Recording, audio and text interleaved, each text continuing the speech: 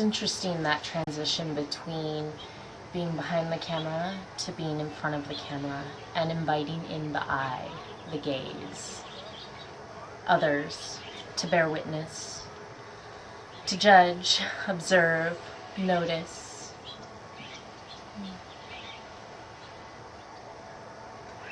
I've been having a really beautiful experience the last few weeks, and being in a place that's not my home, it's not my nest, it's already an established nest with roles and, you know, these silent regulations. And so my learning to navigate this terrain and to bear witness to myself as I'm confronted with my own reflection again and again of insecurities, of holding in, afraid to take initiative, afraid to be judged, keeps me from being proactive. And it's okay. I can sit with it and I can be with it and notice it, not wallow in it. Doesn't make me a bad person, it just is.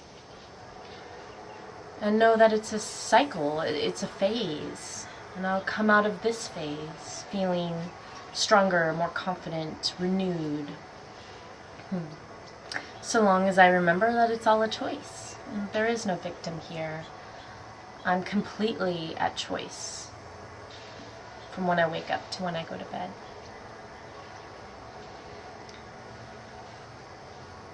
So there's a piece in here about judgment.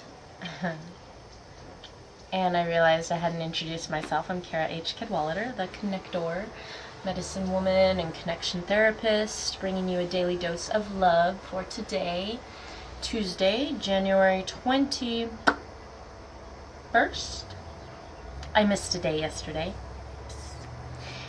I was just so busy enjoying and reveling in the King's visions and dreams of beloved community at the free concert at the World Beat Center. It was amazing.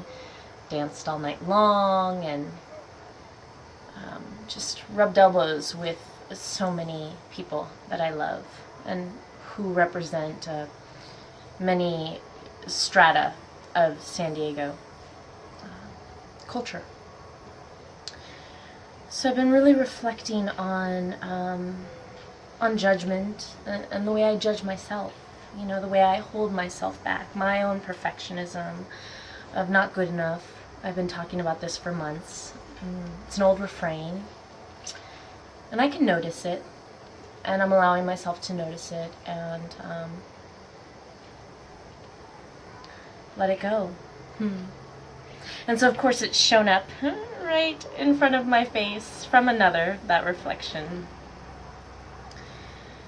And what I'm hearing is, you know, judgments against others. Others not being congruent between what I say and do. You know, those natural human contradictions that are par and course for this life. Because it's a paradox, this journey. And the more space we give ourselves to allow for that, the more we forgive ourselves for not living up to these ideals of, you know, these perfect gods and goddesses, but rather these fallible, weak, contradicting, erring human beings. Just feels like the more space I'm crafting inside of me to be able to hold love. And that's all I really want, is just to hold and be held in love. So wherever today finds you, it's beautiful here in San Diego. We've come out of a really cold spell and enjoyed a very lovely, warm weekend. Wherever this day finds you on our planet, in love, in life, may your path be graced with a gentleness towards yourself. Because that's what I'm calling in for me, is a gentleness for myself, to forgive myself for all of my inauthenticities, all of the spaces where I say one thing and I do another. And to just love myself for being human and exactly where I am, which sometimes means I'm quiet and I'm not speaking up and I'm holding back. And that's okay. And it's okay for you too. It's okay for you to be passionate and alive and juicy and putting yourself out in time and space. Because that's what we're here to do as well. And I hope that these videos are an embodiment of both. Know that I love you. If you're here in San Diego, I hope you'll join us for We Have Risen, which is this Thursday night at Salazar's White Box Gallery downtown, 7th and Broadway. I believe it's 7440 7th Avenue, downtown San Diego.